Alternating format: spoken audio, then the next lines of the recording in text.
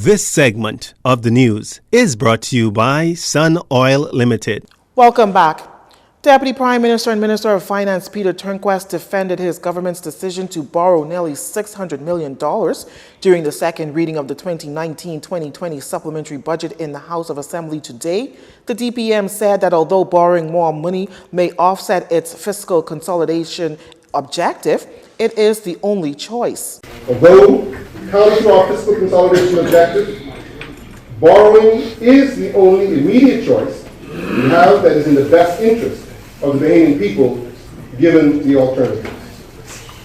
So we are borrowing to lift people from hardship to a path of more sustainable and stable living. The additional borrowing we have requested is not for idle purposes. We are also investing to sustainably rebuild the economies of Grand Bahama and Abaco. The damage and losses to infrastructure alone as a result of Hurricane Dorian is very tangible at over $450 million. Mr. Turnquest reiterated his government's promise not to impose any new form of taxation. Faced with this reality, the government decided that it will not impose additional taxes on Bahamians to cover the cost of the recovery. More taxes could slow down the already strained economy as people would consume less, given the need to pay more in taxes. Although we have a large budget gap to close in the immediate term, this is just not a viable option.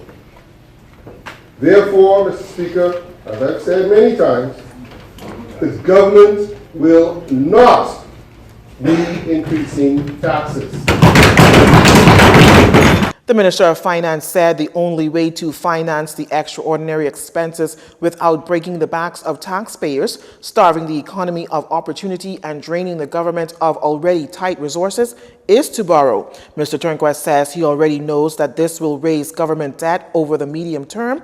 However, he says the fiscal adjustment plan laid out in the 2019 fiscal strategy report, the government has cautiously considered how best to manage the debt over the next 5 years in an effort to reduce the debt ratio to no more than 50% of GDP over the next 10 years. Meantime, Deputy Leader of the Progressive Liberal Party, Chester Cooper, accused the F&M government of duplicity and mismanagement of the national finances in his contribution to the debate on the midterm budget. Mr. Cooper said the record borrowing of nearly $600 million will drive government debt up. Well, I find this entire exercise to be one steeped in duplicity and mismanagement of our national finances by this administration. And it's all being carried out under the guise of the killer storm that has laid bare the ineptitude of this administration and, quite frankly, its lack of a plan or vision for its country. It gives me no pleasure to say these things, Mr. Speaker. I had hoped that this administration would do well. As a businessman, I understand quite well that a rising tide floats all boats. Even through all of its shameless blame casting, shifting targets, and lack of intellectual rigor, the other side has brought to this place in dealing with these critical national issues. I consistently hoped for the best. But, Mr. Speaker, the lack of aptitude one continues to discover with this administration is an endless abyss into which all hope fades and continue to fade. Mr. Cooper says the government presents a guise of transparency, but when it's convenient for this administration, it throws transparency out the window. Shifting gears, a stabbing incident and armed robberies leave police with their hands full tonight as they search for the alleged suspects in several incidents. According to police reports, the stabbing occurred in the early hours this morning and has left an adult male in serious condition in hospital. The incident took place on West Bay Street in the vicinity of McDonald's restaurant shortly after 2 a.m. That's when police say a man was walking in the area when he was approached by two men who stabbed him about the body before running from the area. The injured man was transported to hospital. Now, those robbery incidents occurred some 4 hours apart yesterday. In the first incident, shortly after 3 p.m., a man was sitting in a yard on Key West Street West near to Coro Avenue when he was approached by a man who, armed with a firearm, robbed him of cash before running away.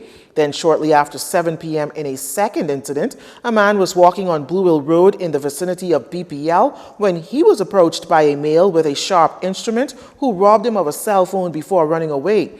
No injuries were reported during these incidents, and police are actively investigating. In news from the courts, a 20-year-old man will spend his first night on remand at the Bahamas Department of Corrections for his part in a recent armed robbery and attempted murder. Rashid Watson of Dignity Gardens was arraigned in Magistrates Court number 1 today on 3 charges, including armed robbery, attempted murder, and receiving. And this is in connection with that recent attack on well-known Bahamian entertainer and philanthropist Demetrius Smith, also known as the Karaoke King. According to police reports, on Sunday, shortly after 3 a.m., a male was at a residence in San Suzy off the Eastern Road when he was accosted by 2 males who robbed him of cash and a red Chevy Tahoe. The victim was also physically assaulted and stabbed. A short time later, police observed the red Tahoe, pursued the vehicle, and ultimately caught up with the suspects when the Jeep crashed in the area of Fox Hill and the Eastern Road. The police eventually apprehended the suspects. Watson was remanded by Magistrate Samuel McKinney until March 31st, when he returns to court for a voluntary bill of indictment.